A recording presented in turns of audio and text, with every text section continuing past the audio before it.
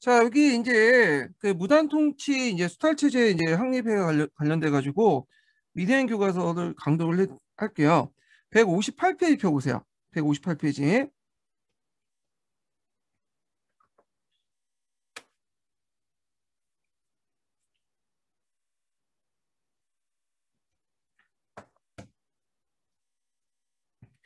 자, 조선총독부 절대 권력을 휘둘리다. 한국을 강점한 일제는 통치 기구로 조선총독부를 설치했고, 조선총독은 입법, 행정, 사법, 군 통수권을 포함한 절대 권력을 가졌고, 이당에게 직속되어 일본 의회와 내각의 통제를 거의 받지 않았다. 자, 조선총독에는 육해군 대장을 임명되는데, 이는 한국인들의 저항을 억누르고 장차 대륙을 침략할 의도가 반영된 것이다. 그래서 육해군 대장에 임명한 이유도 여기 적어놨죠. 자, 일제가 이제 한국인의 정치 참여한다는 구실로 설치한 중추원은 친일매국노로 구성되어 한국인의 의사를 대변할 수 없었다. 35년간 이어진 일제는 그 조선총독부 지배체제에서 대다수 한국인들의 정치 경제적 권한을 억압하였다. 이로 인해 근대 국민국가 수입은 자연히 지연될 수밖에 없었다. 자, 일제는 형병경찰제를 실시해서 현역 군인인 형병사령관을 경찰 최고행정관인 경무총감을 임명하고 그 당시 이제 현병 분대와 파출소, 경찰서와 주재소 등을 두어 한국인들을 감시 억압하였다. 전국 곳곳에 배치된 형병과 경찰은 한국인들이 사소한 일상생활을 관여했으며 직결처분권을 가져 태양 등 형벌을 가했다. 자, 이 밖에도 이제 한국인의 저항을 누르기 위해서 일본군 두 개 사단은 전국 주요 도시에 배치하였다. 자, 그리고 이제 관리와 교사도 제복을 차고 그 당시 이제 그 차고 다녔는데 이는 이제 폭력적이고 위압적인 무단 통치의 모습을 잘 보였다. 자, 그 환경 경찰 제도 그 밑에 보충 자료를 좀 볼게요. 자, 형병사령관은 중앙의 경무총감이 되고 각도의 형병대장이 도 경무부장이 되었으며 사병은 순사의 지휘와 역할을 수행했다. 형병경찰은 사법권의 특권까지 가져가 직결 처분이 가능했기 때문에 법적 절차와 정식 절차 없이 한국인들이 체포되어 벌금 태형 구류에 처할 수 있었다. 예. 자, 그 다음에 이제 거기 이제 그 사료와 관련돼서 보면 경찰범 처벌 구칙과 그 다음에 조선 태양령이 있어요. 예. 자, 그래서 이제 요거 있는데 앞에서 제가 이제 언급을 했죠. 요 관련된 그 내용들을 그 내용을 이제 한번 읽어볼게요. 경찰별 처분 규칙은 모두 87개로 되어 있고 항일 정치 활동은 물론 한국인들 일상생활 억압하는 내용도 있죠. 그래서 여기 내용은 한번 각자 읽어보시고 그 다음에 제일 문제가 됐던 이 조선 태양령 관련된 내용도 있는데 여기 눈여겨볼 게 뭐냐면 이 법령이죠. 총독부령은 조선인에게만 하는 거예요. 일본인들은 적용이 안 돼요. 자, 그래서 이제 이렇게 경찰범 처벌 구칙과 같이 사소한 일상생활 같이 통제하는 법령을 시행했고 태영령 같이 이제 정근대 형벌제도를 시행함으로써 한국인들의 항일 의식과 저항을 억눌려 식민지 지배 체제를 공고히 하였다. 자, 그 다음에 자유를 억압하고 식민지 노예 교육을 이제 그 강요하다 이렇게 내용 보면요. 자, 일제는 한국인의 언론 출판 집회의 결사를 잘 억압하고요. 한성신문이나 대한매일신보 등 신문의 역사서 및 잡지 출판을 금지되었고, 근데 이제 대한매일신보 같은 경우에는 매일신보로 이제 바뀌었어요. 예. 그리고 대한협회 등 계몽단체도 해산되었다. 그래서 심지어는 이제 한일 합방 청운동까지 했던 일진회조차도 해산시켰죠. 또한 우민화 교육을 실시하여 한국인의 식민 지배를 수능하게 만들고 노동력을 마음껏 이용하였다. 자, 이거는 이제 1차 조선경영과 연결돼 있죠.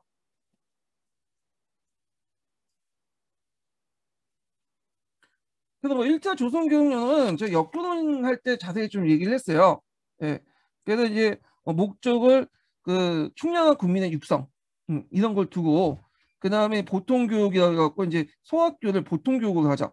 4년 동안 하도록 이렇게 했다는 거. 그리고 대학 교육을 없앴죠. 주로 시속 교육이나 이런 데만 중점적으로 하고 일본인 학자하고 한국인 학자를 달리뒀다고 했죠. 이원적 운영됐고 이건 제가 역교론할 때 얘기했으니까 이 부분은 이제 거기에서 참조를 해주시는 게 좋을 것 같아요. 예. 자, 그 다음에 이제 해남 교과서 해남 관련된 내용을 볼게요. 해남 에듀 158페이지 펴보세요.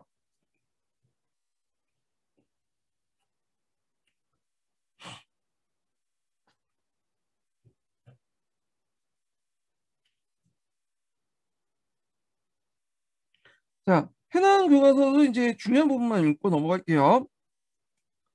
자, 대다우치가 이제 초대 총독이 됐고 입법, 사법, 행정권과 군대 통솔권까지 지고 있다고 했죠. 총독부가. 그 다음에 이제 이 당시 이제 황방 경찰제도를 실시해서 관련된 법이 있어요. 범죄 집결례, 경찰범 처벌 구치, 조선 태영령 이런 것들이 있고 그 다음에 이제 여기 보면 범죄 집결례 관련된 내용들 한번 읽어볼게요. 자, 일반적인 재판 절차를 거치지 않고 경찰서장 또 헌방대장이 집결해버리는 법이다. 일본 내 법에 비해 가중하고 절차가 간단하여 집행하는 경찰관이 법률상 지식이 부족할 경우 남용의 우려가 있다. 네, 이렇게 있고 그 옆에 이제 초선 총독부가 있죠.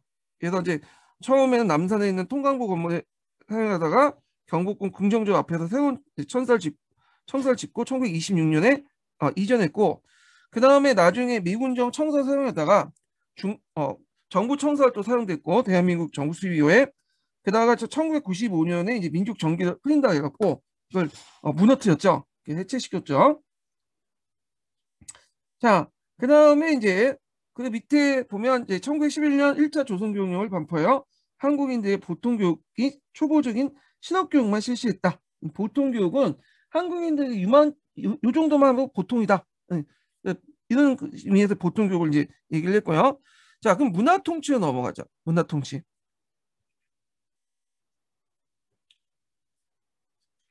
자, 아까 얘기했지만 무당이라든지 뭐 문화라는 말들은 다 일본 애들이 갖다 붙이는 명칭이죠. 예. 자, 문화정치의 배경을 보면 뭐 여러 가지 있지만 여기도 나와있지만 3.1운동 있죠. 이게 결정적이죠. 3.1운동이 전개되었고 이제 국제 여론이 악화됐어. 그 당시에 이제 일본은 약간 세계 열강대 눈치를 본다고 했잖아요. 그래서 일본이 항상 이제 뭐냐면 한국인들은 행복하게 살고 있다 이렇게 했는데 그렇게 행복하게 살고 있는 한국인들이 들고 일어났잖아. 그리고 그다음에 학살 사건 같은 것도 이제 널리 보도되니까 자 이런 것도 있고 그다음에 일본 국내적으로 그때 이제 어떤 시기하고 연결되냐면 다이쇼 데모크라시가 있어요.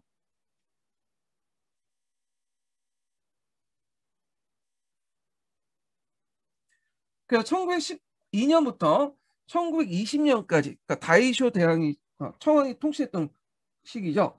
이때는 정당 활동이 활발해지고 좀 군국주의 전이니까 민주주의 사상이 널리 보급된 시기인데 뭐 일본의 국내 그 보통 선거도 실시하고 정당 정치도 이제 성립되고 자 사회운동도 격화되고 사회주의도 도입되는 등 이런 이제 민주주의 발전상 등이 한국 통치에 영향을 미쳤다 이런 견해도 있어요.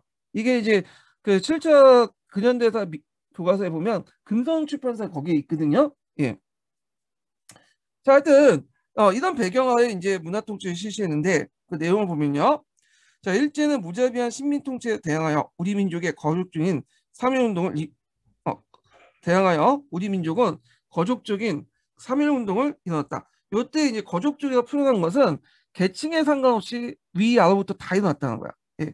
그래서 전국적인 수백만 명이 참여한 3.1 독립 만세운동은 비폭력과 무저항주의로 전개했으나 일제 장악 무도한 무력 진압에 좌절되고 말았고 무단 통치 한계에 절감한 일제는 유화적인 문화 통치로 전환되지 않을 수 없었다.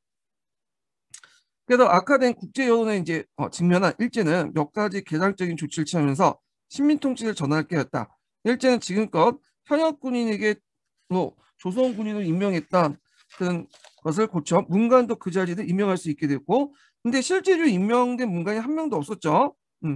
그다음 현경 경찰을 보통 경찰로 바뀌었는데, 이것도 이제 문제가 있죠. 바뀌었는데 실제 경찰 순환지 이런 장비는 훨씬 더 늘어났어. 그리고 사상법을 또 때려잡겠다고 해서 이제 고등경찰법 제를 실시했죠. 고등경찰제. 오늘날만 하면 뭐 그 안기부, 국정원 이런 것들을 실시한 거야. 그래서 민족운동을 탄압을 했고, 그래서 특별고등경찰, 특고경찰이라고 정확한 명칭은.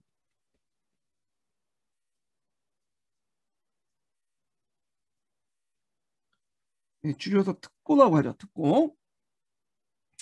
자, 그리고 관리와 고온의 제복과 칼차기를 폐지했으며 제한적이거나 어, 언론, 출판, 집회, 결사의 자유를 허용했다. 그래서 이제 이때 뭐 동아일보라든지 조선일보라든지 중앙일보는 오늘날 중앙일보와 좀 다른 거고, 예. 자, 그렇지만 실제적으로는 이제 검열도 강하고 기사 삭제, 정강, 폐간도 되게 많았죠. 그래서 언론을 친일 언론으로 길들이려고 했어요. 자, 그다음 의회 설립과 참정권을 부여한다는 명목으로 그 당시 이제 지방행정 기관인 도부 북면에 협의회를 설치하죠. 친일 인사들을 위원으로 임명했다.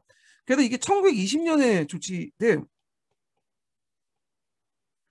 자, 요거는 이제 조선의회를 만들려고 했죠. 조선의회를 이제 만들겠다고. 그래서 이제 이것 때문에 그 타협적 민족주의자들 중심으로 자치론이 확산이 됐잖아요. 물론 다 구라였지만, 예.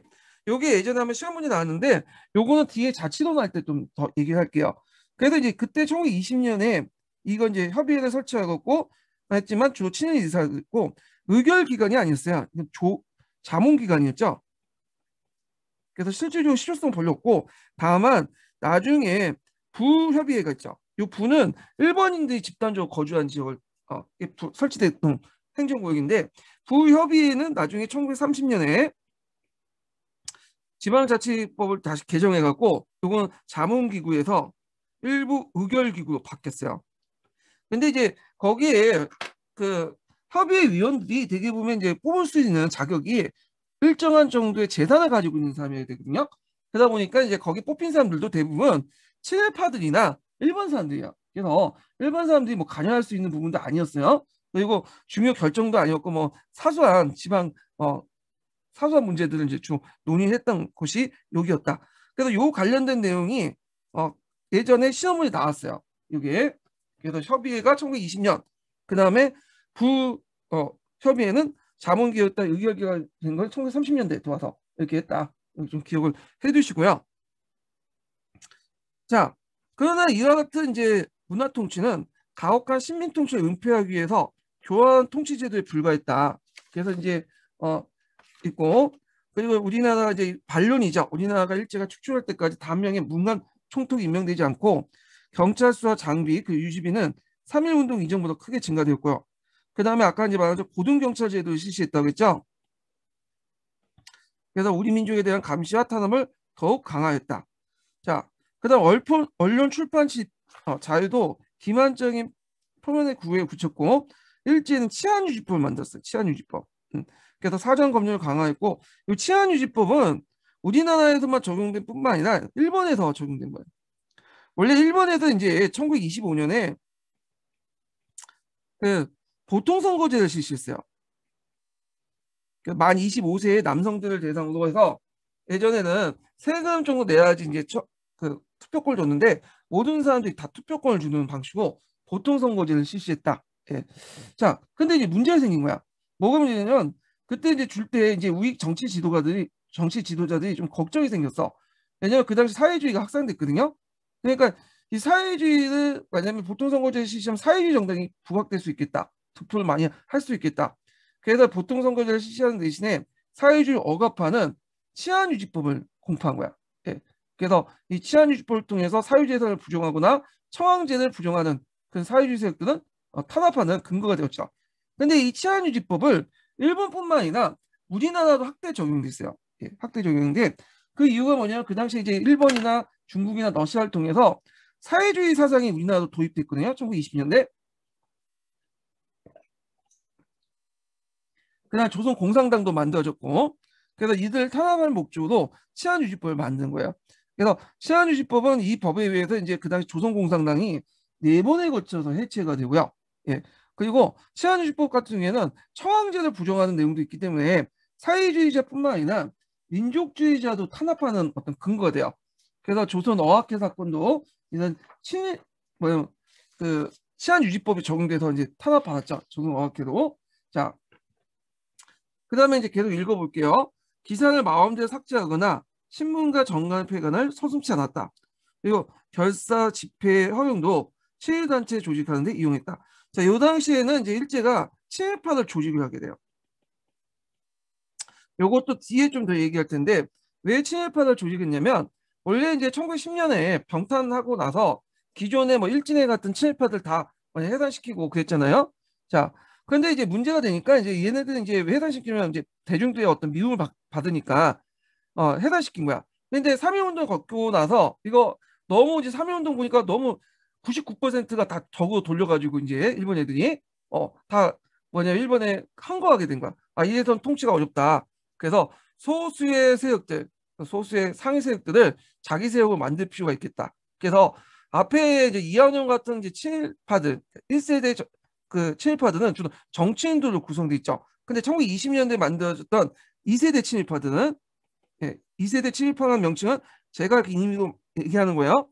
각계각층의 사람들로 구성돼 있어요. 그래서 미술, 음악, 예술 계통이나 그다음 문학 계통, 그다음에 유림들 이런 사람들을 이제 뭐냐면 다 친화시킨 거야. 그래서 이 사람들 각각 이제 뭐냐면 중앙 조직을 만든 다음에 그 중앙 조직을 상부를 여러 가지 혜택을 주어서 친일파로 양성을 시켜. 그래서 민중들과 이간질 시켜. 그래서 이런 식으로 해서 통치를 하려고 했다. 그래서 소수의 친일파를 키워서 민족을 이간시키고 분열시키면서 민족 해방 운동 전선을 분열시키려고 했죠. 그래서 이제 그때 이제 내걸었던 게 뭐 자치론 이런 것들이잖아요. 그래서 이런 일제 이제 분열 정책이 어느 정도 먹혀 들어갔어. 그래갖고 이제 이때 이제 뭐냐면 절대 독립운동도 있지만 실력 양성부터 하자. 지금 당장 독립할 필요는 없다. 자, 이런 식으로 실력 양성론이나 뭐 문화 유도, 문화 운동 같은 것들이 등장을 하죠. 예, 자치론 같이. 자, 이 부분은 나중에 좀 얘기를 할게요. 그래서 친일단체나 자산가, 종교인 집회는 인정하고 노동자, 농민, 학생 조직이나 집회는 가차없이 탄압했다. 예, 그러니까 예전에 무조건 탄압했는데 이제 선별적으로 하겠다 그거예요. 예, 그만큼 좀 약간 통치 기술이 더 좀 세련됐다 이렇게 이제 볼 수가 있겠죠. 자, 그래서 일제는 이러한 문화 통치는 소수의 친일 분자를 키워 우리 민족을 이간 분열시키고 그리고 이제 초급과 학문 기술 교육만 허용해요. 일제 시민 통치에 도움이 되는 인간 양성을 하기 위한 것이다. 잠시 여기에서 이제 이때 이제 20년대는 1차 조선경력, 제2차 조선경력 공포됐죠. 그 이때는 보통 학교를 이제 뭐 4년에서 6년호 그 뭐냐면 항상시키고 뭐 한국사라든지 한국어를 배우게 하고 이거는 1차 조선경력 개정 때부터 했지만 하여튼 이렇게 하고 그다음에 대학을 설치를 허용해 줬죠. 그래서 나중에 경성제대가 이제 그때 그 근거에서 만들어진 거잖아요. 예. 자, 하여튼 요거 좀 기억을 해 두시고요. 그리고 그 당시에 이제 사상법 탄압과 관련 치안유지법 외에도 여러 법률도 있었어요. 예. 그 중에 이제 뭐냐면 조선 사상법 보호 관찰령이 있었어. 아, 이거는 뒤에 얘기네요. 뒤에 좀 얘기할게요. 예. 이거는 1936년이니까 뒤니까 이건 좀 뒤에 좀 얘기를 하고. 자, 그래서 이제 있고 그 외에도 정치 관련 범죄 처벌법 있어요. 이걸 얘기하는 정치가.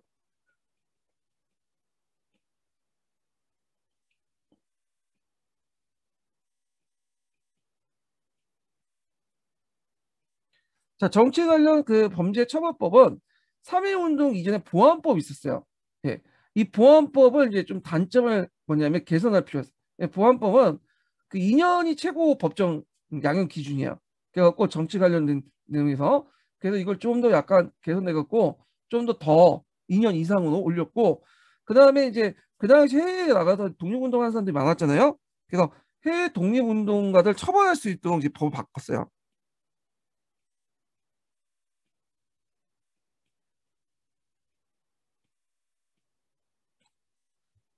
자, 그래서 이제 요 내용들 좀 기억을 해주시면 되고요. 자, 그래서 이제 그 당시 이 법에 의해서 중국, 미국 등에서 벌인 독립운동도 뭐냐 처벌할 수 있도록 했다. 예. 자, 그 다음에 이제 관련된 내용들을 한번 그 찾아서 보죠. 미래인 교과서 보면 161페이지 펴보세요. 미래인 61페이지.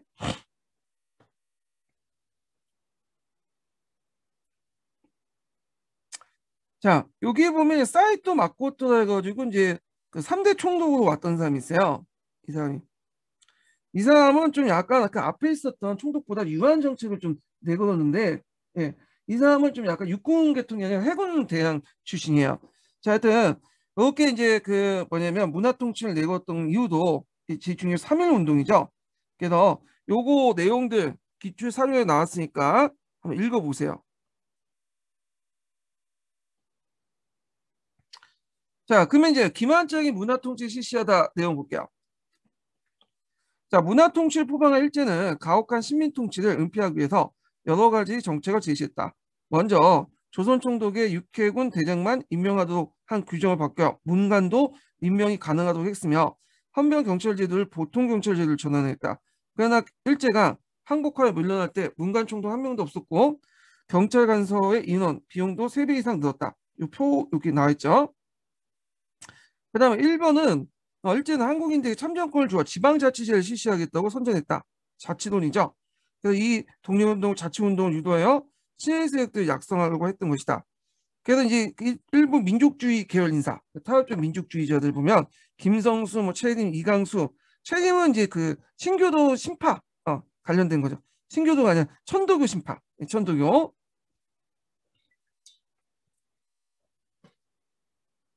자, 이들이 일제의 식민지배를 인정하고 한국의 자치권을 얻으려는 운동이었다. 특히 이제 최림은 어, 일제 조선의회 설립 운동을 전개했다. 요번에 시험 문제 나온 게 조선의회잖아요. 자, 그래서 이제 있고 그 다음에 따라서 조선의회는 설립되지 않았고 지방의 도평의회 부문군 그 협의회가 자문기구가 설치됐지만 의결권이 없었다. 예. 요거 예전에 기출문제 나왔죠. 기출문제 나온 거 맞네. 요것도 이번 연도 21년 기출문제. 요것도 예전에 객관식 기출문제 때 나왔고 다만 이제 앞에서 언급한 부협의회는 1930년대 들어와서 의결 기구가 되었죠. 일부. 예. 요것만 좀 기억을 해두시면 될 것 같아요. 자, 일제는 언론, 출판, 집회, 결사의 자유를 일부 허용했다. 이에 따라 조선일보와 동아일보 등 신문이 반영되었고 하지만 일제는 검열 제도를 강하여 식민 통치를 비판하거나 민족의식을 고취하는 기사를 삭제하고 심할 경우에는 정관 폐간하였다. 그 다음에 집회와 단체 활동도 일반 식민 지배를 인정한 범위 내에서만 허용했다. 자, 일제는 보통학교와 고등보통학교를 증설했으며 이때 이제 무슨 제도를 했냐면 그 당시 이제 그 보통학교가 적었어. 소학교 같은 비슷한. 어. 어차피 뭐 고등보통학교는 뭐 이제 그 돈 있는 사람들이 이제 갔었던 거고 일단 보통학교를 늘리려고 했는데 왜 보통학교를 늘리려면 일본어나 뭐 일본 역사나 이렇게 일본인들 일본어나 일본 역사를 널리 보급해서 우리나라에서 일본 사람처럼 만들려면 기본적인 것들을 이제 가르쳐야 될 거 아니야. 일단 일본어나 일본 역사나 이런 것들을 자 그러니까 이제 보통학교 필요했던 거야. 그리고 이제 뭐 개장서당이나 이런 데서 막 그 민족의식을 뭐 양성시키고 하니까 이것도 막을 필요도 있었고 그래서 원래 이제 1910년대 육면일교주의를 내세웠어요. 그러니까 육면에 한 개의 보통학교를 두기로 했는데 이거를 삼면일교주의로 둔 거야. 삼면에 한 개의 뭐냐면 보통학교를 만들겠다. 그렇게 이제 선언을 한 거죠. 그런데 실제로 보통학교 그렇게 많이 만들지 않았어요. 왜냐하면 일단 재정적으로 잘 안 됐죠. 그리고 보통학교 의무교육도 아니고 돈 진짜 비싼 그걸 내고 내는데 보통학교 정도 졸업했으면 그 당시에는 좀 배운 사람들이야. 예. 그래서 뭐 20%, 30%그 정도 이런 사람들만 다닐 수 있었거든요. 그러니까 이제 보통학교 그렇게 많이 설립되지 못했기 때문에 일본의 의도대로 일본어나 이런 것들이 널리 보급되지 못했어. 예. 그러니까 1930년대, 40년대 들어가면 뭐 고등보통학교, 보통학교나 뭐 하여튼 이렇게 좀 학교에 다니는 사람들 일본을 좀 하는데 나머지 대중들 뭐 7, 80% 대중들은 일본을 아주 간단한 거 제외는 잘 몰라요. 그러다 보니까 이제 민족 통치 말살기에도 잘 모르니까 일본 얘기도 그러니까 이제 뭐 공지를 대중들을 향해서 공문을 붙이거나 이게 뭘 알릴 때는 한국어나 한글을 사용했어. 예, 좀 역설적이지만 자 하여튼 이렇게 증설을 하려고 해서 수업 연한도 늘렸다. 수업 연한도 4년에서 6년 늘렸죠. 보통 학교는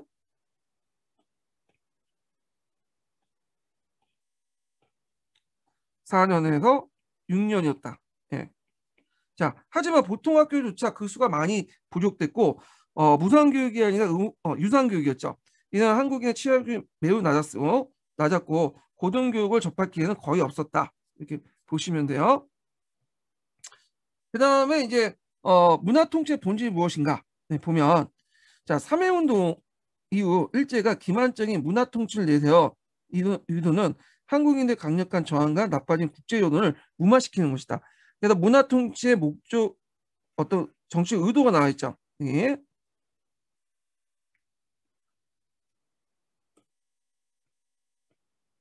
그래서 관리 교원의 제복을 입고 칼을 차던 것을 폐지하는 외형적인 변화가 있었다. 자, 한국인에 대한 감시와 탄압이 더욱 철저해졌는데 일제는 1군 1경찰서 그리고 일면 1주재소를 이제 제도를 확립했고 그러니까 실질적으로 보통 경제가 넘어갔다 해도 더 강화된 거야. 경찰수나 장비나 이런 것들이. 그래서 그 일환으로 이제 1군에 한 개 경찰서와 그다음에 일면에 한 개 주재소, 파출소나 지구대 정도 보시면 지금의. 그리고 치안유지법을 이제 제정해서 그 독립운동가를 탄압하는 데 이용했다. 자, 치안유지법은 있는데 요거는 뭐 일본사도 관련돼 있으니까 한번 읽어보죠. 여기에 보면 국채를 번역하거나 자, 이때 국채라는 것은 뭐죠? 청황제를 부정하는 거야. 근데 이거는 넓게 해석할 수 있어요. 청황제를 부정하거나 그 청황제에 입각한 어떤 그런 질서까지 해석돼서 식민 통치를 교단시킨 상까지 다 해석할 수 있어. 예. 그리고 사유재산제를 부인한 목적. 사유재산제라는 건 사회주의자들이죠. 자, 사유재산을 부인할 목적으로 결사한 조직이거나 그 사정을 알고도 가입한 자는 10년 이하의 징역 또는 금고에 처한다. 그래서 이에 입각해 조선공산당을 해체시키고 그다음에 조선어학회 사건을 일으켜서 해체시켰죠. 예, 왜? 국채를 번역시키는 거잖아. 청황제에 입각한 어떤 일본의 제국주의 질서를 붕괴시키는 거죠. 한국을 널리 보급시켜서. 자, 그래서 이제 이런 것들을 이제 좀 기억을 해주시면 될 것 같아요. 그래서 치안유지법 일본에도 도입된 법이지만 일본보다 더 강력했다고 그래요. 그래갖고 이제 치안유지법 같은 경우에는 이제 일본은 사회주의 사상을 연구하는 것까지는 괜찮거든요. 연구해갖고 책을 소지하는 것까지 괜찮은데 우리나라는 연구나 소지나 이런 것도 아예 못하겠어. 예. 그래서 이런 내용들 파악을 해두시고요. 치안유지법은 한 번 또 27년이나 28년 또 개정이 됐어요. 이 내용이.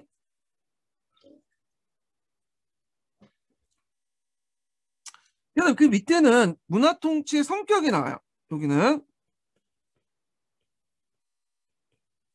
그래서 문화통치는 일제 기만적인 문화통치 표방에서 식민통치 협력한 친일세를 양성했는데 특히 지식인 자본가 지휘층이 적극 포섭되었고 결국 문화통치는 한국인들 이간 분열하여 독립운동을 약화시키고 식민지배 체제를 공고하려고 했다. 그래서 민족 분열 통치였다.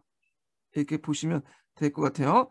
그래서 그 밑에 이제 실제 표면적인 내용하고 실제 내용들 그 내용도 있죠. 이것도 암기해 두시는 것도 좋을 것 같죠. 문제 쉽게 나오면 나올 수 있어. 그리고 사이토 총독의 시정 방침하고 이 내용도 한번 봐두세요. 요거. 그리고 이제 조선 통치 방침도 요거 두 개. 요거는 예전에 한번 기출에 나왔던 것 같아요. 예문으로. 자, 그리고 이제 여기 밑에 보면 자료 2번 같은 경우에 보면 이제 그 친일파 양성과 관련된 내용이야. 친일파 양성. 각계 분야의 이제 뭐냐 친일파들을 양성한 내용이죠. 예. 그러니까 정치적인 친일파뿐만 아니라 이제 각 분야의 친일파를 다 양성해요. 그래서 여러 개 산발적으로 그 분야마다 있는 떨어져 있는 여러 가지 조직들을 하나로 합친 다음에 중앙 집권화시킨 다음에 그 상층부들을 여러 가지 혜택을 줘서 친화시키는 그런 것들을 이제 뭐냐면 대책으로 이제 적어놓 그 정했죠.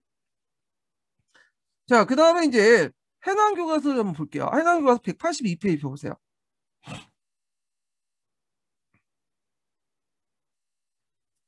요건 좀 동떨어져 있네요.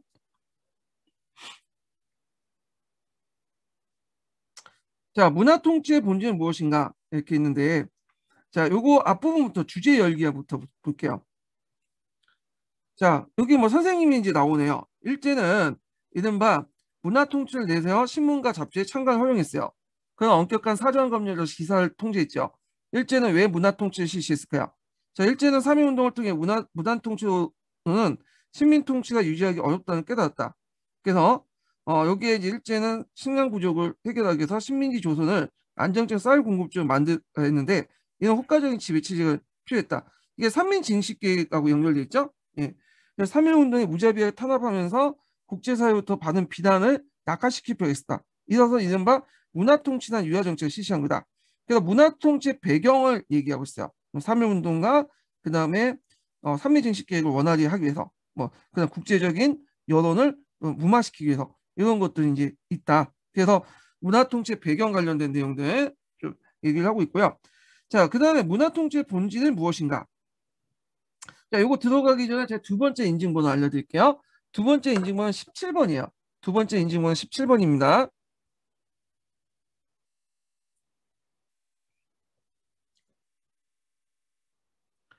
자, 일제는 현역대장이 아닌 문관도 총독에 임명될 수 있도록 하고 항변 경찰제도를 보통 경제로 바뀌었다. 그래서 이제 관리 교원이나 대북적 차용을 폐지하고 한국인들이 적용했던 태용도 없었고요.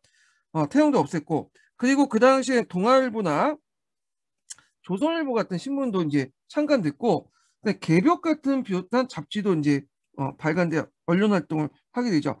자, 이 개벽은 좀 기억을 해주세요. 이거는 천도교 기간지야.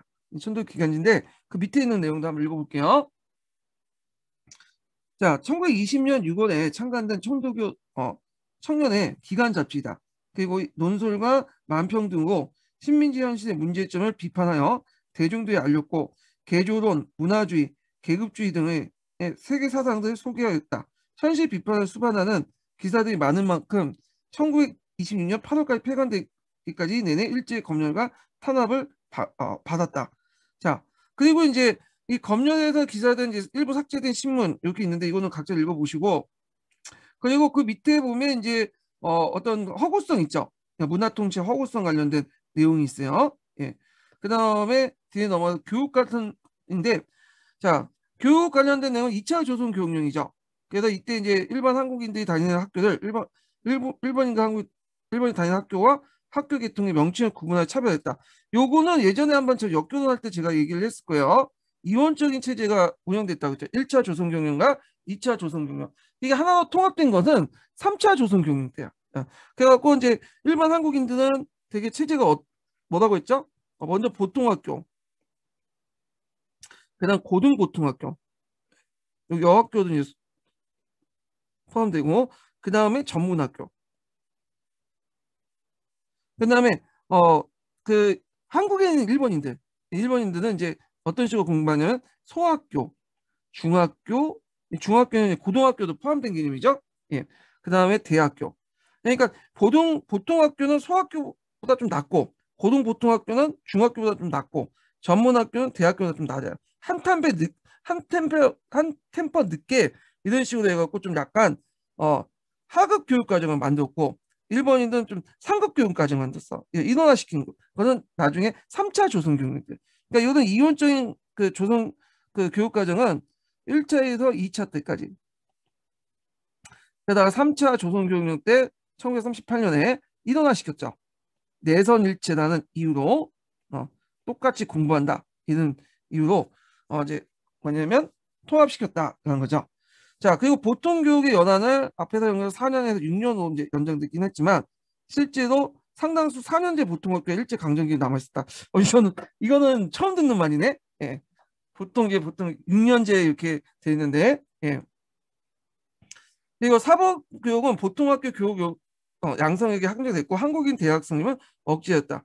그래서 이제 여긴 대학 교육을 허용했지만 한국인들이 이제 밀립대학 설립 운동을 하니까 탄압을 했잖아요. 대신에 이제 일본 애들이 경성제대를 만들어줬죠. 만들어줬다고 아니 떠밀려서 이제 만들었는데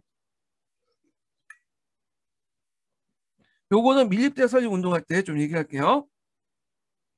자, 그리고 그 밑에 이제 자치론과 관련된 내용이 있어요. 예, 지방제도 개편. 그래서 요거는 앞에서 언급했고, 요게 부 있죠, 부. 여기 있죠. 자, 여기에서 보면 일본인들이 주로 사는 부에서는 이미 유력자로 구성된 부협의회가 있었는데 본래 임명제였던 것을 선거제로 고쳤다. 요게 좀 특이하네요. 예. 그래서 이때 선거도 어느 정도 돈 있는 사람들이 하는데 부는 어차피 저 사는 일본인들은 좀 부유한 사람들이고 부에도 소수의 한국인들이 있긴 있었어요. 이 사람들. 그리고 선거권에서 또 제한 선거를 뒀죠. 그래서 세금 납부액을 기준하여 제한을 두 한국인들도 극히 일부의 지주나 자본가들만 지방의회에 참여할 수 있었다. 예. 그러니까 이런 제도를 통해서 일부 한국인들의 의회에 한국인들이 일제 통치에 협력하도록 했다. 근데 제 표현에서 이 지방이라고 했는데 요건 표현이 약간 그래요. 의회라고 좀 볼 수는 없죠. 우리가 생각하는 그 지방의회하고는 상관없고 여기는 협의회 정도 보시면 돼요. 협의회. 그래서 그 옆에 이제 경성부 협의회 위원 선거 이게 내용이 있죠. 협의회는 자문기구에 불과했으며 일정 금액의 이상의 세금을 납부한 사람들이 선거권과 피선거권을 주어졌다. 예. 자, 그래서 이렇게 해서 이제 한번 문화통치 관련된 내용을 한번 살펴봤고요. 그다음에 3, 40년대 민족말산 통치 관련된 내용 볼게요.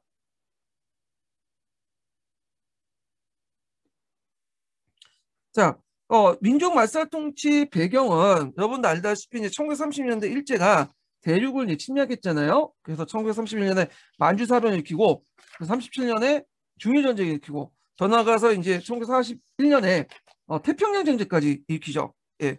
그래서 이제 간이 배가 나왔죠, 간에. 간이 나왔는데 자, 하여튼 그 민족말살 통치는 실제 배경을 보면 세계경제 공황 발생 후 그 후진 자본주의 국가의 일본의 경제적 타격 그리고 군부의 집권. 그래서 이제 일본사 할 때도 얘기했지만 이제 5.16 쿠데타, 2.16 쿠데타, 항도파도 일으켰던 그 쿠데타 있죠. 우리가 지난번에 했지만 그 과정에서 이제 그 통제파들을 위해서 통제파들 뭐냐면 정권을 장악을 했고 그다음 대륙 침략 그런 것들이 있으니까 이제 전쟁을 위해서 뭐냐면 물자를 어떻게 하든 한반도에서 끊어내려고 했어요. 만주나 그런 데서. 자, 그래서 이 병창 기지화 정책도 같이 실시했어. 이 민족 말살 통치 시기 때. 그래서 우리나라를 대륙 침략의 어떤 병창 기지로 삼으려고 했다. 자, 그런데 이제 문제는 이게 병창 기지를 삼고 여러 가지 물자나 인력을 이제 끊어들려고 할 때 한국인들의 어떤 동의와 자발적인 어떤 동의와 이런 것들이 필요했던 거야. 왜냐하면 강제도 할 수는 있죠. 근데 강제로 하면 사람들이 어떻게 됐어요? 물건 뺏으려면 숨기고 너 저희 한국 시민 저희 청와폐하를 위해서 나가 싸우면 싸우겠어? 안 그냥 다 도망간단 말이야. 그러니까 그러면 얘네들 일일이 잡고 강제 뺏는 것도 이것도 시간 낭비고 얼마나 인력 낭비겠어요. 시간 낭비고 얼마나 그 스트레스겠어. 그러니까 일본 애들이 차라리 한국인들을 일본인으로 만들자. 이제 한국인 정체성을 버리고 일본인 정체성을 갖게 되면 자발적으로 할 것이냐. 예를 들어 우리나라도 전쟁이 나면 도망가는 사람도 있겠지만 우리가 이제 일본하고 싸울 때 당연히 많이 좀 자발적으로 응하잖아요. 마찬가지로 내가 일본이라고 생각하면 총 들고 열심히 이제 응할 수도 있다. 그래서 강제로 시키는 것보다는 자발적으로 응하게 해서 행정적인 효율성도 껴가고 그리고 비용도 줄이고 이런 것도 필요했던 거지. 예. 그러면 이제 우리 민족의 정체성을 없애기 위해서 어떻게 했어요? 당연히 우리나라 역사를 못 가르치게 하고 그다음에 한국을 못하게 하고 그리고 일본 역사 일본을 가르치고 이거 예전에 가르쳤지만 아예 그렇게 이제 하려고 할 필요가 겠죠. 자, 그래서 이제 이 민족 말살 통치를 하면서 효율적으로 뭐냐면 인적 물적 자원을 끌어내려고 했다. 이렇게 기억을 해두시면 되고요. 자, 그래서 이제 민족 말살 통치 관련된 내용을 좀 볼게요. 자, 일제는 1930년대 들어 대륙 침략을 본격화하면서 침략 전쟁을 더욱 확대되었고, 자, 요 연도 좀 정확히 기억을 해주세요. 뭐 다 아시겠지만 1931년에 만주사변을 일으켰고요. 요게 예전에 한번 시험 문제 나온 적이 있어요. 그래서 이제 기출 문제에 1929년에 대공황이 나니까 그 직후에 나타난 이제 형상이 갖고 물어본 적이 있을 거냐? 네, 만주사변. 자, 1937년에 중일전쟁이 일어났고 1941년에 미국 하와이 진주만 기습해서 태평양 전쟁을 일으켰죠. 자, 그래서 이 시기 때 일제는 일제 침략 정책을 수행해서 한국의 인적, 물적 자원을 수탈을 주력했고 그리고 이걸 강제가 아니라 아주 자발적으로 이제 하기 위해서 한국인들을 일본인화 시키려고 했죠. 자발적으로 하기 위해서. 자, 그러니까 일제는 1938년에 국가총동원법을 만들었어요. 그러니까 이거는 원래 일본에 실시했던 법인데 우리나라도 적용돼. 그래서 국가총동원법을 만들어 전시 통치제를 강화하고 한국인들과 일본인들이 하나라는 내선 일치를 강조하면서 한국인들이 그들의 침략 정쟁을 조직적으로 동원했다. 이때 내선 일치라는 건 뭐냐? 내는 내지인, 일본인이죠. 선은 조선인을 의미하죠. 예. 그러니까 조선인과 그 다음에 일본인들은 똑같다. 조상도 똑같다. 뭐 이렇게 이제 얘기를 해요. 예. 자, 하여튼 그래서 이제 있고 또한 한반도에서 군대와 경찰을 강하여 한국인들 민족운동이나 저항활동을 철저히 봉쇄했고 한민족의 역사 문화를 말살해서 한국인들을 한국 신민을 만든 한국 신민화 정책을 내걸었어요. 예. 그래서 그 일환으로 이제 예전에는 형식적으로라도 했던 그 한국사 같은 경우에도 폐지시켰죠. 그리고 한국어도 그 초등학교 때는 아예 저기 뭐야 소학교는 아예 가르치지 못하게 하고 그리고 나중에 중학교조차도 수의 과목으로 바꿔버렸죠. 예. 그래서 이제 이렇게 했고 일제는 조선일보와 동아일보 신문을 폐간하고 왜냐하면 한국어를 가르칠 수 있잖아. 근데 그거보다는 그 당시 일제가 어, 전쟁 중이다 보니까 전략물자로서 이제 많이 부족했어요. 종이 같은 이런 것들이 나무나 그래서 그것 때문에 그런 것 같아요. 제 생각에는.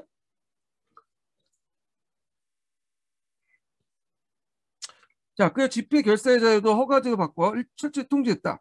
그리고 일본 우리말 사용도 금지하고 대신 일본어 사용을 강요했으며 한국인의 성과 이름까지도 일본식으로 바꿀 걸 강요했다. 이건 이제 창씨 개명이죠. 예. 근데 이 창씨 개명도 뭐 다 실시한 건 아니고 99% 실시했지만 1% 남겼어. 친일파 이런 사람들. 예. 왜냐하면 너무 100% 이제 실시하면 이게 마치 강제적으로 한 것처럼 이렇게 보이잖아요. 그러니까 자발적으로 한 것처럼 보이기 위해서 친일파 같은 사람들은 일부러 그냥 창씨개명 안 해도 내버려뒀어요. 예.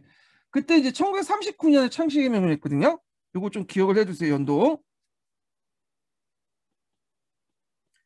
그래서 이제 보통 서울 그 조선민사법이라는 게 있어요. 조선민사법. 이 조선민사법은 이제 뭐냐면 오늘날만 민법. 민법인데 일본의 민법을 뺏긴 거야. 거의 대부분. 이때 몇 번에 이제 조선민사법을 이제 개정했는데 요때 이제 1939년에 그 창씨개명 관련된 내용이 있어요. 그래서 창씨개명을 하지 않을 경우에는 학교 입학이라든지 그 다음에 공문서 전달, 우편물 전달 등의 금지를 당하고요. 그 다음에 식량과 물자의 배급도 제외되죠. 그러니까 이제 조선인들이 어쩔 수 없이 이제 그렇게 하는데 자, 하여튼 이밖에 일제는 신사참배와 군속요배를 강요했고요. 예. 그리고 한국 신민선사를 외우기 위해서 한국인의 민족 정신을 말살하겠다. 그래서 여기 한국 신민선사 같은 경우에는 뭐 아동용도 있고 아동용도 있고 어른용도 있고 그래요. 예. 자, 그래서 이제 여기 보면 한국 신민선사가 있죠. 그래서 아동용 거 있고 일반용 어른이 배우는 자, 요 내용을 좀 볼게요. 신사는 그 일본 제국주의와 군국주의 상징으로 청와대 조선이나 조선의 일본의 유공자를 신으로 삼는 일종의 사당이다. 일본에 가보면 신사가 되게 많아요. 일본은 신의 나라라고 하죠. 곳곳에 다 신이 있어. 그래서 산에도 있고 강에도 있고 바다에도 있고 섬에도 있고 그리고 죽은 사람도 다 신이야. 예. 그래서 그걸 모시는 걸 신사라고 하는데 그래서 조선총독부는 1910년대에 천황제 이대로기를 한국인들에 주입시키기 위해 신사를 설립하여 1925년에 전국의 크고 작은 신사가 150개 이르렀다. 그러나 신사참배가 강요되기 시작한 것은 만주사변 이후 전시통 체제에서 이른바 항일 정책이 본격화되면서였다. 1937년 중일전쟁 이후에 신사참배가 강요가 더욱 심해져 매월 1일 예국일로 삼고 신사참배 의무화 한편 국기개양, 한국신민선사 제창, 신사청소 등을 강요했고 자 이를 거부한 사람들 권고하는 한편 공물 배급에서 차별했다. 자 이 시기에 이제 신사참배를 거부하다가 투복된 사람이 그 2,000명이 됐고 해방 후 일주일 동안 전국에 파견된 신사가 160건이 되었을 정도 신사참배는 한국인들의 분노를 샀다. 그리고 특히 기독교나 이런 데는 되게 분노를 했죠. 왜냐하면 우상 숭배한다고. 예. 그래서 이제 뭐 이런 것들 좀 기억을 해주시고요.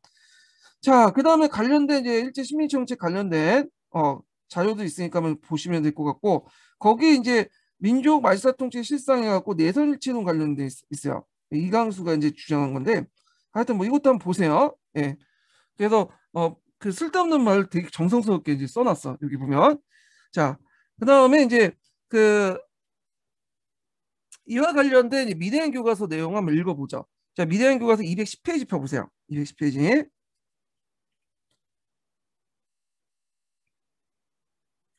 쭉쭉 넘어갑니다.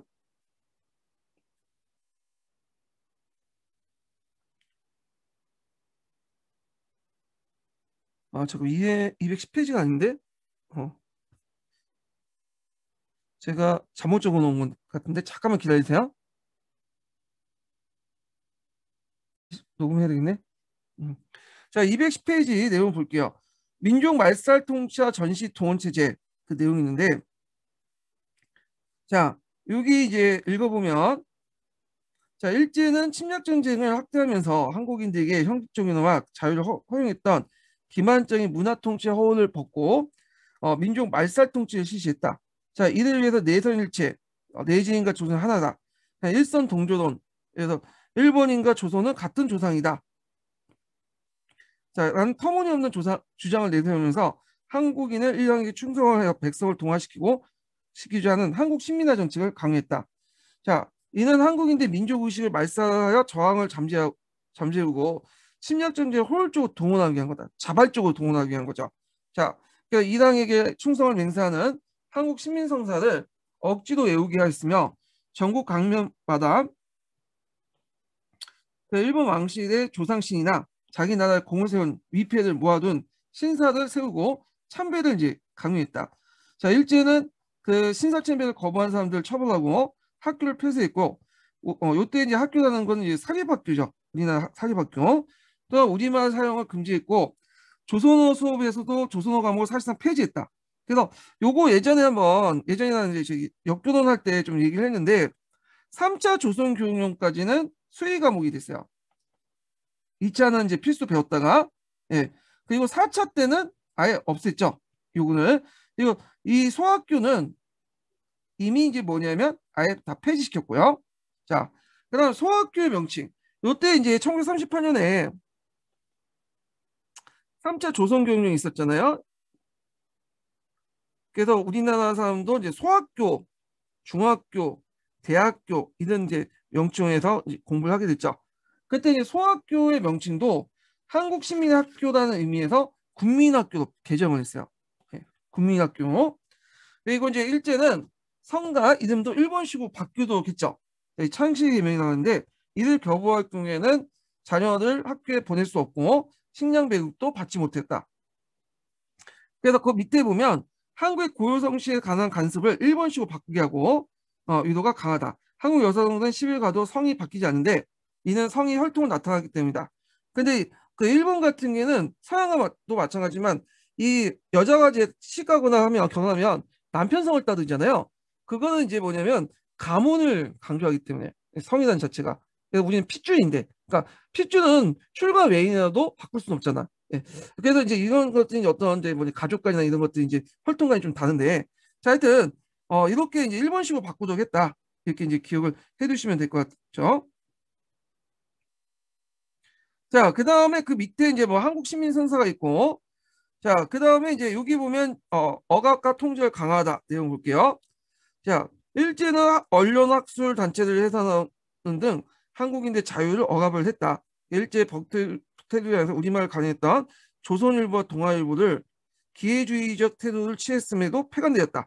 근데 이제 좀 표현이 그죠? 기회주의적 태도 이런 말이 뭐냐면 조선일보와 동아일보가 친일했다는 표현을 이렇게 약간 왜곡해서 얘기를 한 것 같아. 그 당시에 뭐 청왕폐하 만세 뭐 이렇게 적어놨어요. 근데 이거 이제 기회주의 태도라고 이제 했는데 친일했다는 말은 좀 안 적어놨네요. 예. 자, 근데 이제 이거는 우리만의 가능이기 때문에는 제 생각 이건 전략 물자, 전쟁 물자의 부족 때문에 그런 것도 있어요. 예. 자, 하여튼 뭐 그렇게 있고 그 다음에 우리말 큰 사전을 편찬을 준비했던 조선어학회 사람들도 치안유지법 구속됐다. 조선어학회 사건이죠. 우리말 큰 사전은 강복 후에 만들어져. 예, 1950년대. 요 우리말 큰 사전이 예전에 기출문에 나왔죠. 이 조선어학회 사건도 이제 예전에 몇 년 전인가요? 2, 3년 전에 그 영화도 만들어졌죠.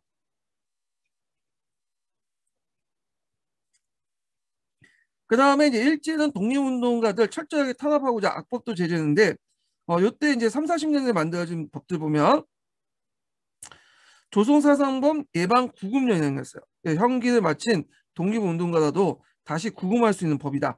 그래서 그때 만들어진 그러니까 30년대, 40년대 만들어진 법들을 이제 보면 대표적인 게 조선사상법 보호관찰령과 그다음에 조선사상법 예방 구금령 있죠. 한번 읽어볼게요.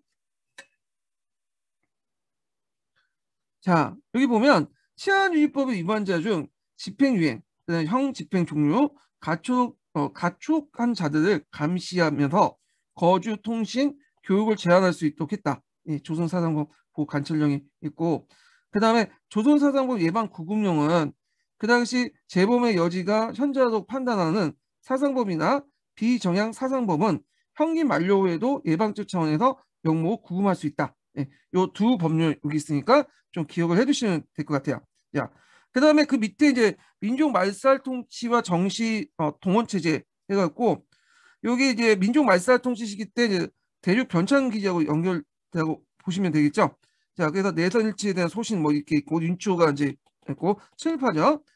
자, 요 내용들인데 요거는 뭐 각자 보세요. 이 부분은. 자, 그 다음에 이제 넘어가서 일제 시대 때 이제 경제 수탈과 관련된 내용을 좀 볼게요. 예.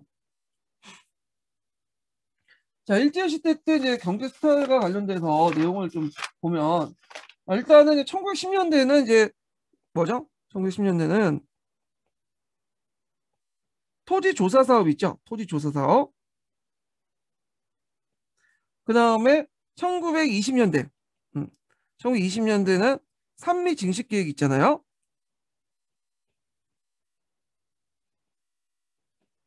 1920년대 산미 증식 계획. 그 다음에 이제 30년대는 앞에 언급한 병창 기지화 정책 있죠.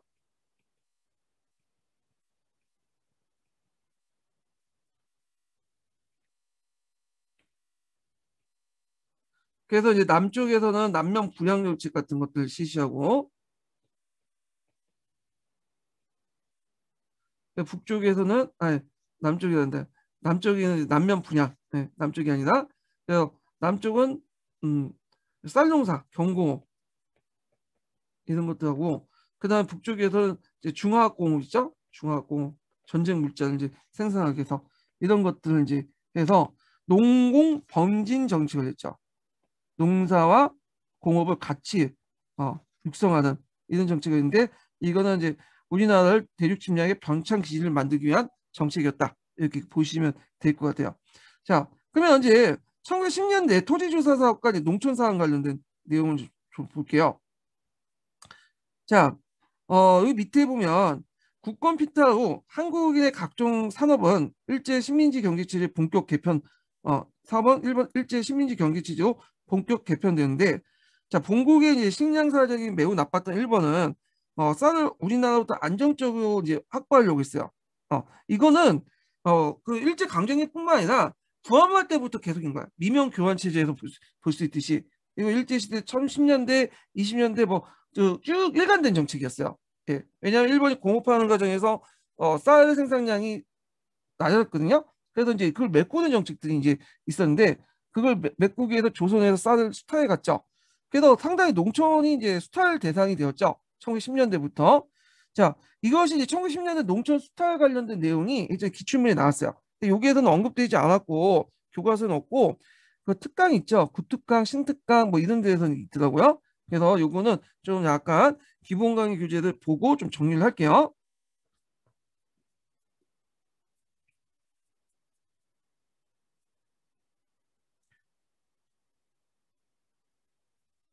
어. 자, 여기 보죠. 농업정책. 이때 농업정책은 1910년대 농업정책을 얘기하는 거예요. 자, 목적은 그 한국인들의 식량 원료 공급지 재편성과 식량 공급과 면방직 경지와 원료 공급지 재생산 및 수탈인데 면방직은 이제 뭐냐면 이제 주로 목화죠. 목화 생산하고 거예요. 네, 여기서 목화를 해갖고 만드는 면직물이라고 하죠. 그러니까 견직어는 비단을 생산하는데 여기서 비단 자체를 생산하는 것보다는 원료 생산하는 거야. 생사. 아, 생사는 이제 뭐냐면 누에꽃이 있죠. 누에꽃이 씨를 말르는 거야. 씨를 둘둘 말아가지고 말르는 걸 생사가 많은데 그냥 일본이 이제 주요 뭐냐면 수출품 중에 하나가 이 생사였어요. 그래서 생사를 미국이나 유럽에 이제 수출을 많이 했거든요. 그래서 이 생사를 뭐냐면 그 만들기 위해서는 뽕나무를 많이 심고 거기에 누에꽃을 이제 누에를 많이 길러야 되겠죠. 자, 하여튼 이 이제 1910년에 농업정책 자발적으로 한 게 아니라 무단 통치이기 때문에 행정력과 경찰력 동원을 강제로 실행했어. 그래서 만약에 자기가 원하는 일제가 원하지 않은 뭐 품종을 심었다. 그럼 강제로 뭐를 뭐 갈아 끼고 갈아 얻고 강제 심도를 한 거예요. 쌀 내용을 보면 쌀은 일본인의 입맛에 맞는 조식력 등 몇 가지 제한된 품종을 강제 보급했고요. 그 다음에 면직업과 경직업 관련된 내용을 보면 자, 미국 쪽 육지면을 강제로 재배했죠. 왜냐면 이거 수출용으로 해. 그러니까 고급 면화를 재배하기 위해서. 그래서 면잡조합을 만들어서 농민들 강제로 가입시키고 산출된 육지면을 공판 조직을 통해서 헐값을 사서 한국 안에 소면업자나 일본어 방지업자에 넘기는 방식으로 이런 식으로 이제 약탈을 했다. 요 내용 기억을 해두세요. 그 다음에 예전에 한번 시험 문제 나온 게 견직업인데 견직업 비단이죠. 그래서 이제 개낭 잠종, 양잔 사업을 하는 거예요. 그래서 그 당시에 이제 견직을 이제 활성화시키기 위해서 양잔을 활성화시키기 위해서 그 당시 이제 여러 가지 양잔 사업들을 했다. 그 다음에 개낭 뽕나무, 그러니까 자기가 원하는 이제 뽕나무들을 심기 위해서 강압적으로 보급을 했다. 누에 사육을 하게 됐죠. 자, 요거 관련된 내용이 예전에 기초에 나왔으니까 좀 기억을 해두세요.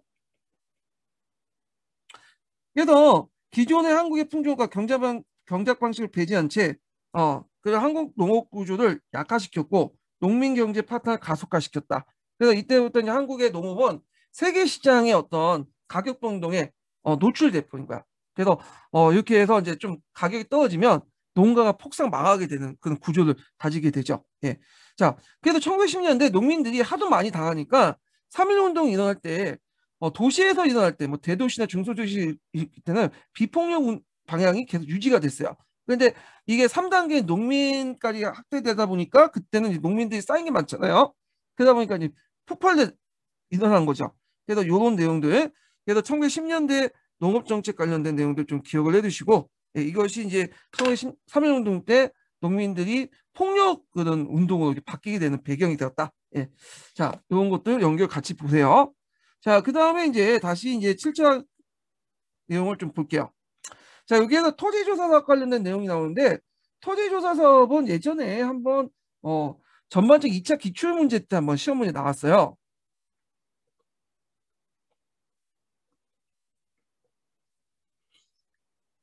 자, 그러면 요걸 이제 보기 전에 요것도 이제 전체적인 흐름을 좀 보기 위해서 기본 강의 내용을 좀 정리를 해볼게요. 예. 자, 이 기본 강의 내용은 저기 구특 강의라든지 뭐 통론이라든지 다른 책을 좀 정리를 같이 한 거예요. 자, 포면적인 목적은 지세 부담을 공평하고 소유권 보호 매매 양도를 원하냐 해서 토지 개량 및 이용을 자유롭게 해서 토지 생산을 증진시키는 게 있고요. 그래서 토지 소유권 제도와 지세 제도의 근대화. 그래서 근대법적인 지세 제도를 마련한 거죠. 근대법적 지세 제도는 밑에도 있지만 일무일권주의야. 그러니까 예전에 강무양전 때 했던 내용을 그대로 이어받았다 이렇게 보시면 돼요. 예. 자, 그러면 토지 조사의 목적과 구체 사항을 볼게요. 자, 이거는 이제 표면적인 목적이고요. 이거는 진짜 목적이죠. 예. 그리고 이제 그 내용을 보면 자, 수치체제 합일성 확보에서 토지 조사를 통해서 정확한 토지 면적과 생산량을 측정하고요. 그 은결을 찾아내서 세원을 확보하고 이서층의 수탈을 금지시키는 그런 것들이 이제 있고 그다음 토지 소유권 확인하는데 일무일권주의에 입각해서 소유권만 인정받는 거죠. 일무일권주의는 나머지 도지권이나 경작권 그러니까 예전에 정근대 시대 때 인정받았던 이런 여러 다양한 토지의 권리들을 인정하지 않죠.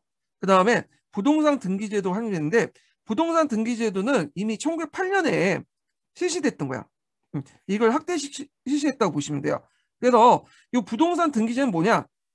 보통 우리가 동산 같은 경우, 그러니까 우리가 이제 물건이라든지 이런 컴퓨터 뭐 여러 가지 이제 그 펜이라든지 뭐 여러 가지 물건들 있잖아요. 이런 것도 동산이라고 하죠. 동산은 소유권을 양도하면 그게 끝난 거야. 근데 토지라든지 임대라든지 건물이라든지 뭐 아파트나 이런 것들은 부동산이잖아. 움직이지 않는 동산이죠. 그러니까 이거는 어, 동사무소에 등기를 해야지 소유권이 인정받아요. 그래서 이런 걸 마련한 것이 이제 일제시대 때 부동산 등기제도 지금도 하고 있죠. 그래서 이걸 통해 토지를 상품화 시켰어. 왜냐하면 이제 이런 부동산 등기제를 통해서 토지의 어떤 주인을 확신해줘야지 안정되게 매매가 될 수가 있잖아. 어, 그래도 뭐 예전에 문계라든지 뭐 이렇게 토지 소유권 개인적인 문서 가지고 소유권 확인 주장을 하면 이게 이제 뭐냐면 사기도 도중에 칠 수가 있고 이게 개인적인 문서이기 때문에 공신력이 좀 떨어지죠. 조작될 수도 있고. 근데 부동산 등기제도가 딱 확립되면 거기에 이제 이거 누구 땅인지 확실히 누가 그 동사무소 가서 알 수 있잖아요. 그러면 주인을 정확히 알고 매매도 가능하겠죠. 그러면 토지 상품화가 이제 되고 일본 토지 자본 입장에서 들어와서 땅을 사는데도 안정감 있게 리스크 없이 살 수가 있어. 예. 그래서 이렇게 이제 부동산 등기 제도를 확립했고 그걸 하기 위해서 일물권주의를 바탕으로 했다. 이렇게 좀 기억을 해두시고요.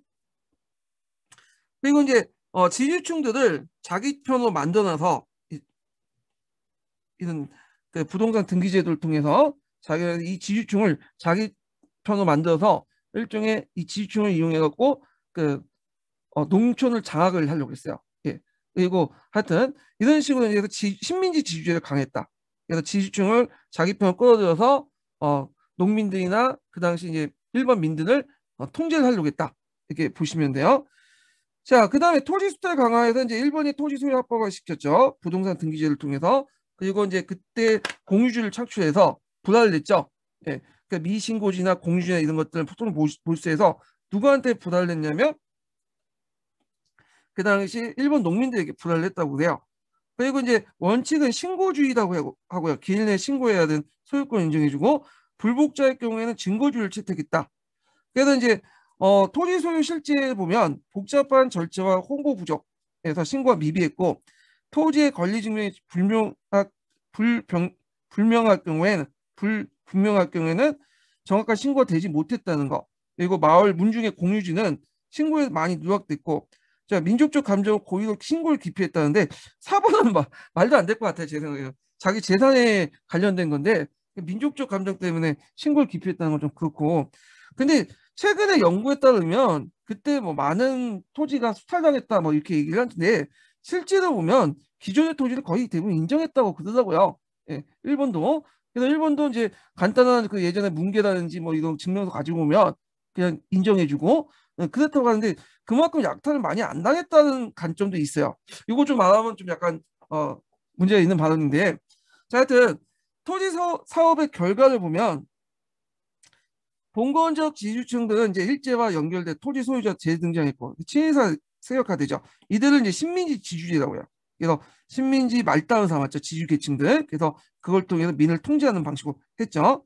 그리고 양반 관료들은 부재지주가 되어 전호구에 3.4%는 지금 전 농지의 50%를 소유했고 그 다음에 이제 총독부는 토지를 일본 토지회사, 그러니까 동양척식 주식회사와 일본인 이민들에게 무상 또는 싼값을 부여를 했고 그러면서 일본인 대지주도 이제 출연이 됐고요. 그 다음에 이게 제일 문제인데 토지를 세습 경쟁을 해왔던 농민들도 토지에 대한 모든 권리 있고 단순히 계약 소장로 전락을 해요. 기한부 이제 계약 소장로하죠. 그러니까 예전에는 경작권, 도지권 이런 것도 있기 때문에 굳이 계약을 맺지 않았어요. 왜냐하면 경작권이 소유권과 분리돼서 계속 영구적으로 자기가 경작할 수 있는 권리가 있기 때문에 자, 근데 이제는 계약을 맺고 그 계약 한도 내에서만 경작권을 경작을 할 수 있는 거죠. 자, 그래서 이제 이런 내용들 그리고 대개 보면 고유대 소장료를 부과했다는 거. 자, 그리고 일본인대 고지대가 이제 시달리게 되었고 하전민, 만주, 연해주, 일본 등지 이주했고요. 이거는 뭐 나중에 삼민정식 계획 결과도 동일해요. 그리고 이제 총독부 입장에는 지세 수입이 증가되죠. 왜냐면 총독부는 한 가지 원칙 중에 하나가 그 조선에서 필요한 어떤 비용은 조선에서 자체 조달한다. 그 원칙이 있잖아요. 근데 이제 그 당시에는 조선은 농업사이다 보니까 지세 수입이 제일 컸어요. 그래서 이 지세 수입을 이제 증가를 해서 총독부의 통치 비용을 사용할 수 있었다는 거. 그리고 이때 이제 결부제, 생산량이 아니라 정보제, 토지의 수익성을 고려했다. 자, 이거는 지가를 고려했던 공시지가라는 거죠. 그래서 이제 얼마나 생산량을 생산하는 땅에 따라서 토지의 가치가 정해지는 게 아니라 이게 지가, 그러니까 토지의 수익성 같은 걸 고려했다라는 거죠. 자, 의미는 50%의 고유의 소장을 인정하고 지주권을 인정하면서 토지 소유권 근대법적 인정했다. 그래서 우리가 이제 이 명목이 근대적 소유권제를 확립하려고 했지만 실제 잘 안 됐다는 거야. 자, 여기 보면 근대적 소유권을 확립하려면 일단 고유의 소장률을 없애야 되겠죠. 그리고 또 그다음에 경작권이나 그다음 도지권 같은 정근대적인 어떤 토지에 대한 권리를 없애야 되잖아요. 그래서 일물일권주의를 확립해야 되잖아요. 근데 여기에서 이제 그 토지조사사업은 요거는 확립했어. 요거는. 근데 요거는 확립하지 않았죠. 요거는 그대로 이어갔어. 예전에. 그래서 요것만 했기 때문에 이게 뭐냐면 반봉건이 되는 거야. 그래서 지주들한테 불리한 고유의 소장로를 폐지하는 것은 하지 않고 지주에 유리한 일무일권주의만 내세웠기 때문에 반봉건제를 성격을 갖고 있고요. 그건 다 누구 위한 게 지주들에게 유리한 거죠. 이 지주들은 자기 그 토지 소유권을 지키기 위해서는 일제와 결탁할 수밖에 없겠죠. 그러면서 이제 식민지 말단의 주요 주제 그 말단 도구가 되는 거야. 그래서 일제가 이제 식민지 말단을 식민지를 통치할 때 말단 그 통치기구가 필요했거든요. 통치 계층이 말단 통치 계층으로서 이 지주를 이용했다. 지주들을 이걸 뭐라고 하냐면 식민지 지주제라고 해요. 그래서 이제 요 밑에 보면 반봉건적 토지 소유 관계가 정착되면서 식민지 기주제를 지주를 기반을 마련했고 조선은 식량과 원료 공급지로서 형성했다. 그래서 그 당시에 지주들은 상당수 다는 아니지만 친일파들이 많았다. 예. 자, 그래서 이제 한번 토지조사 사업 관련된 내용을 한번 좀 정리를 해봤어요. 그래서 좀 쉬었다가 토지조사 사업과 관련된 비롯한 1910년대 그 당시 이제 경제정책 관련된 내용을 한번 강독을 해볼게요.